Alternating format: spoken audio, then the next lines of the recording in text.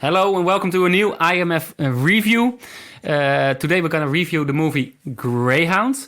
My name is Bas. I'm today streaming from the Netherlands. I'm on a little vacation here this time.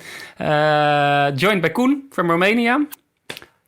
Hello, hello. We both watched the movie Greyhound, a World War II movie starring Tom Hanks. It got released last weekend on Apple TV Plus. We both watched it. I'm curious to know what you think of it, Koen, so we're going to talk about that.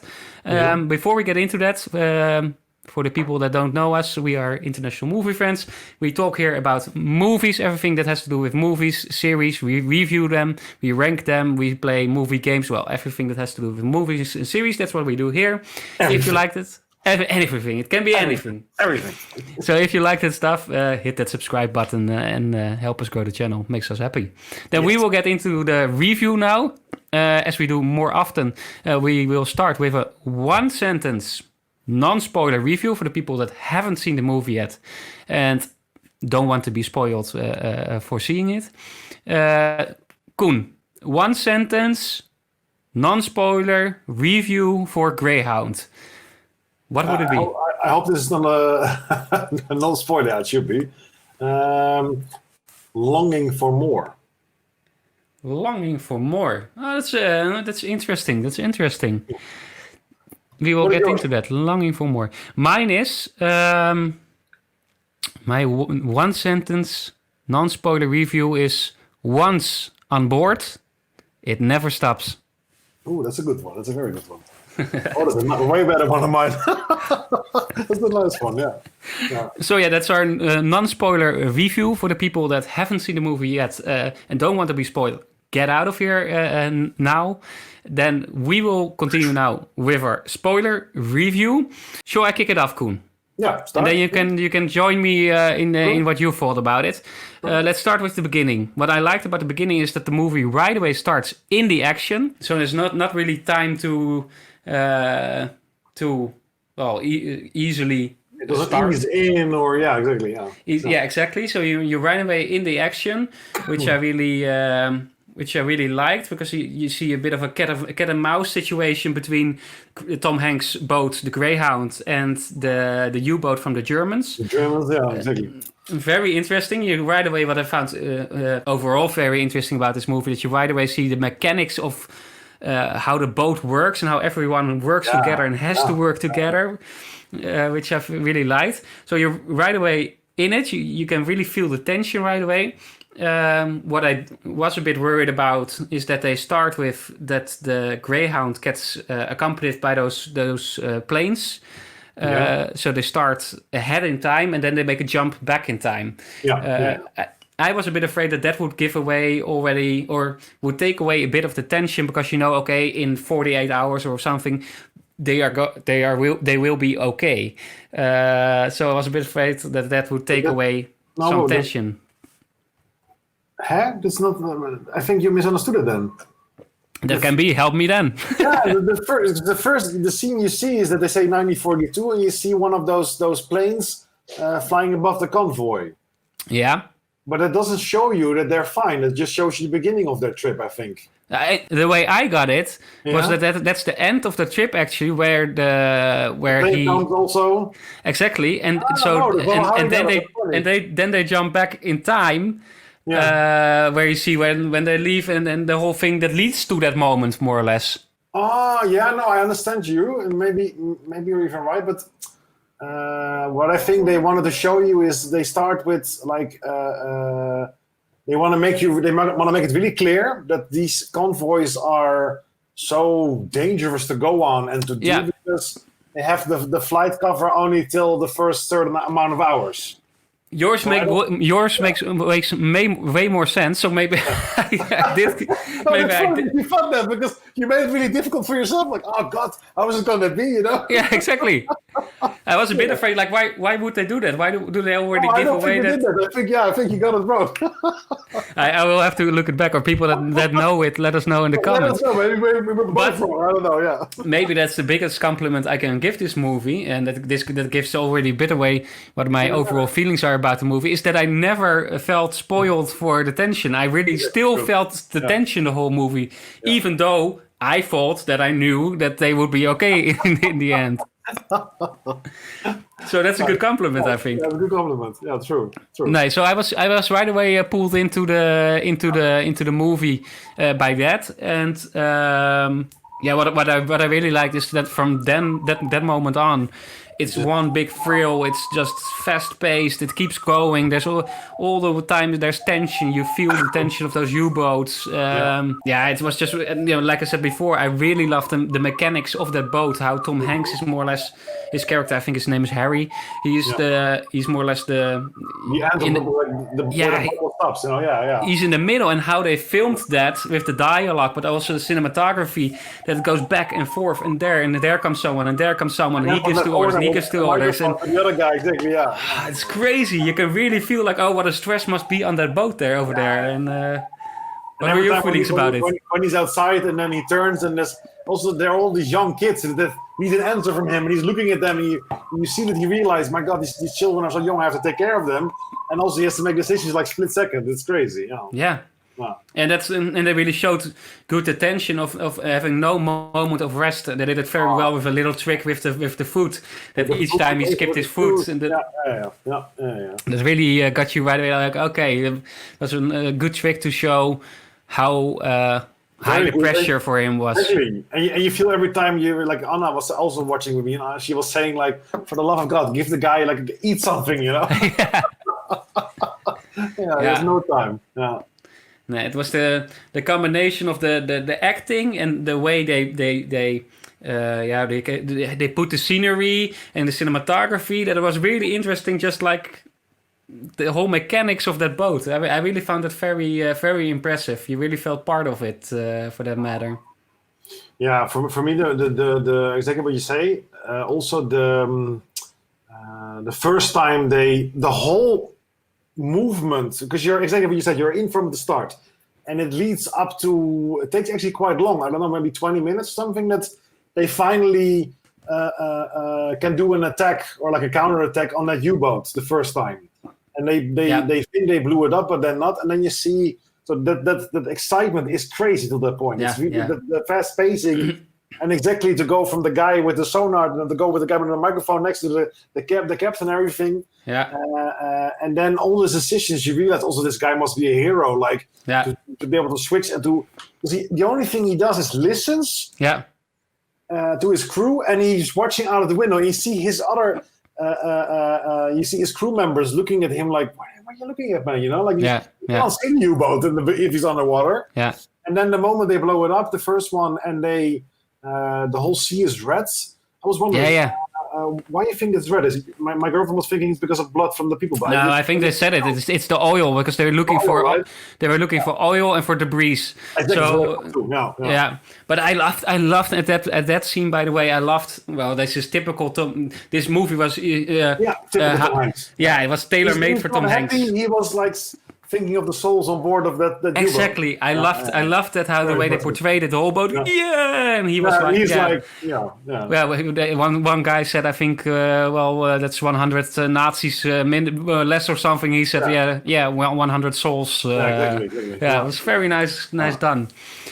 Yeah, so look at you. The whole movie was, of course, tailor-made more or less for Tom Hanks. It was also, of course, he wrote it himself. So based on the book, The Good Shepherd, he wrote the screenplay, I saw. But The Good Shepherd is called. I'm not sure, actually. What's it called? 1 second. The Good Shepherd by C.S. Forrester. Okay. Oh, he's famous, of course, C.S. Forrester. Yeah.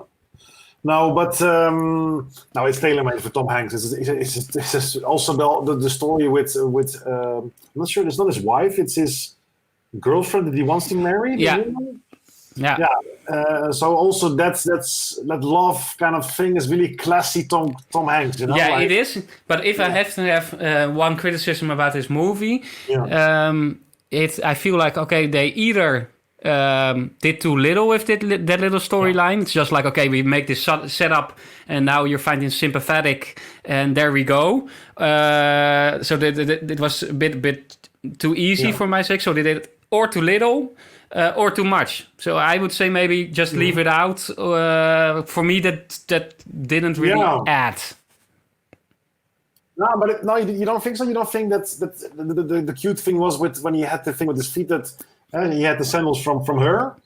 He could switch on, and also he was sleeping when he was finally done. Yeah, true, but maybe because it was so short, that scene, it didn't do super much. I get it. No, the emotion, of course, wasn't there because it wasn't really loaded, because it was exactly so short. That's what I mean a bit. So that's if I have to have one critique, it's like, okay, maybe put 5 minutes extra in it or something. But on the other hand, you want to start also with this fast-paced, right away going. So it's difficult, but I felt a bit like that didn't completely work for me. I know, I get why they put it in there, but was not super necessary maybe for me. No, I understand. For me, if you think about it, it's like he's the only character. It's actually the whole movie is driven by him. Yeah, which is very impressive. Also, of course, there's only one famous other actor, I think, and that's the guy that works downstairs. I forgot his name, but and his son is in it for a brief second. Tom Hanks' son plays a very minor cameo role. Famous actor also. No, not Colin. A different son who apparently is also an actor in the Empire series and those kind of things, I think. Oh, the guy that's a rapper? Yeah. Huh?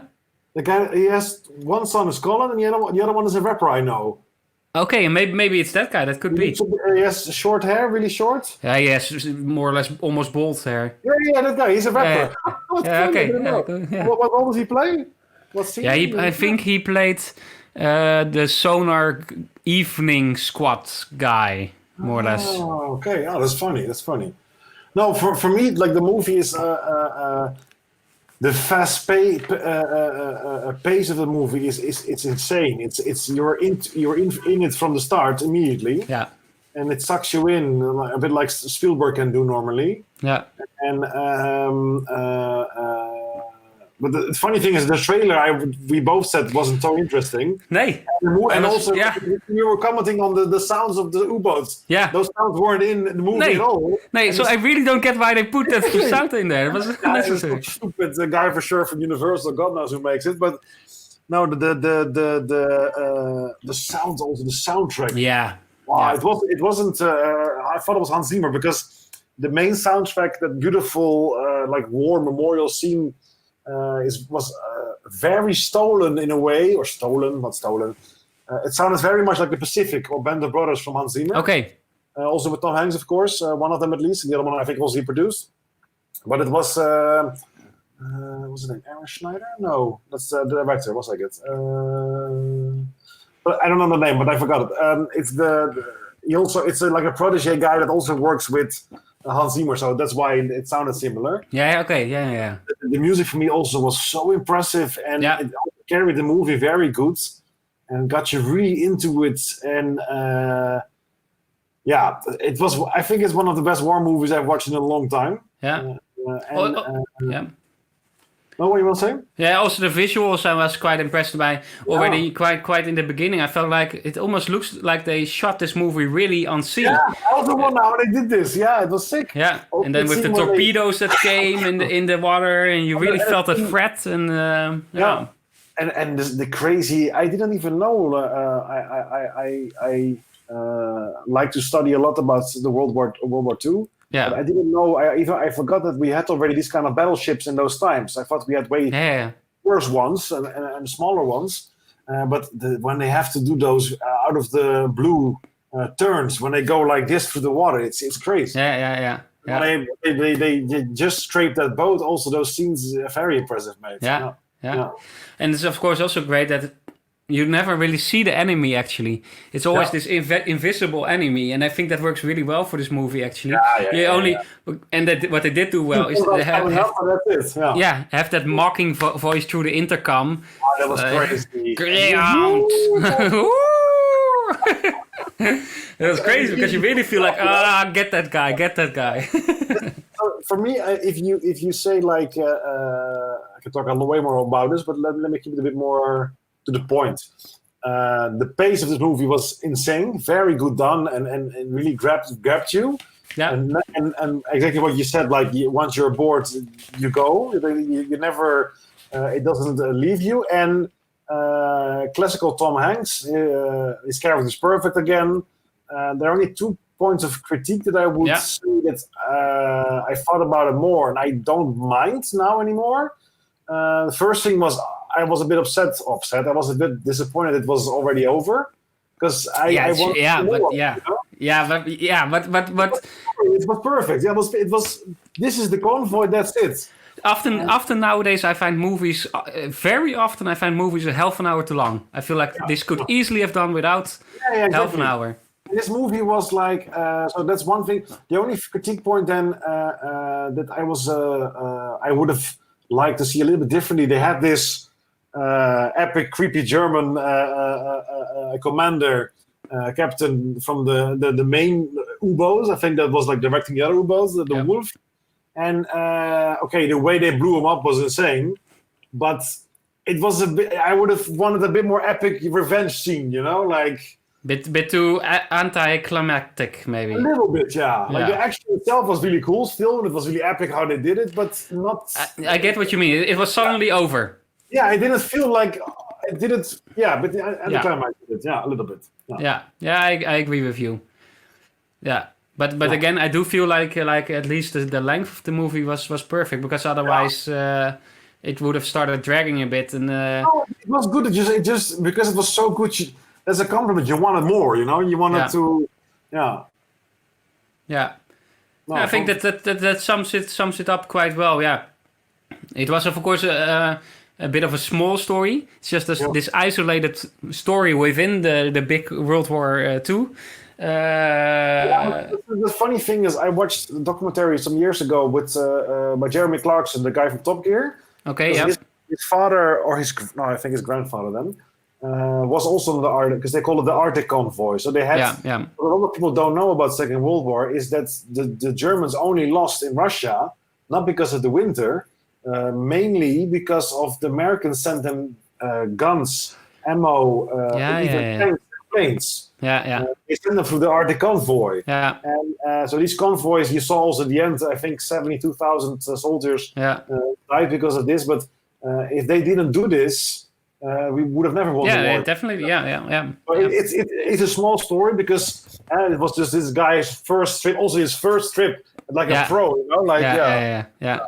No, but for me, it was longing for more, and especially not only the movie more, but because the movie was perfect, the size in the end. But I would like to see if Tom Hanks can do this with a screenplay from a book. He should make more war stories, like once every 5 years, one or something. Oh, he seems to have a bit of a interest in it, since he was also with the Band of Brothers involved, right? Yeah. So who knows? Also. Who knows? Yeah, would be nice. Yeah, if you have then we jump to our conclusion, Koen. Let's start with you. If you would have to give this movie a ranking from 1 to 5 stars, 5 being the highest. 5. Yeah. Oh wow. Yeah, it really grabbed me, and after it, I let the music just continue, and immediately wanted to look up the music also. No, I really thought. But by that, you're basically saying this is the perfect war movie. I will think 1 second really fast why. Before Tom Hanks and Steven Spielberg started making war movies, the war movies were always too romanticized. Yeah. And which is also nice in a way because you didn't see the really bloody stuff. Then they made some movies, especially Band of Brothers, which is very realistic, based upon what veterans say, and it's a bit too much sometimes. But I don't enjoy it. I enjoy the quality of it, exactly. and the story. And this movie was a bit of both, more nagging towards his previous work, so like Band of Brothers, but it was not too much. No. It wasn't too aggressively brutal. And I agree with you. I think insane, in my opinion. Yeah. Perfect. I also think like you are the war movie guy of the three of us. I think actually also with Sven. I am not a war movie enthusiast so much actually, but I really enjoyed this movie. So for that matter, I will have to give it a very high ranking as well. It was a bit of a small story, small scope, which is fun, but maybe I would have liked a bit more of it around it, but I'm not sure because it's kind of perfect also in the way it is. So I'm a bit struggling with that. But I also thought it at the beginning, but then I thought, why to exactly. content was perfect? Yeah, exactly. So now, because it's a war movie, it's very difficult for me to give it 5 stars. But then maybe that less stars maybe for my personal preference. But I really enjoyed this movie, so I will, and it was, I think, a very well made movie from acting to story to script to visuals. Everything just worked well together in this movie. So I will give it 4 stars. Perfect. Yeah.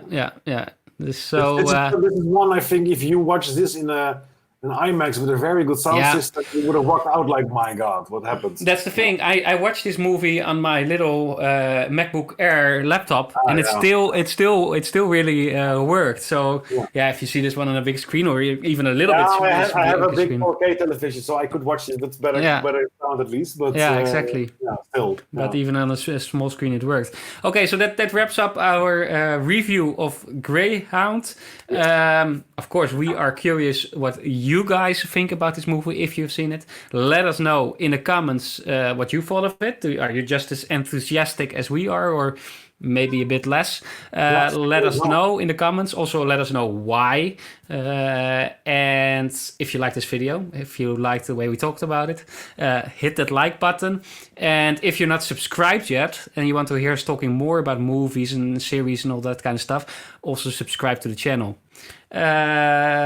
Then we will end it for now. Koen, I say from Holland, doei. And see you next time. Over there.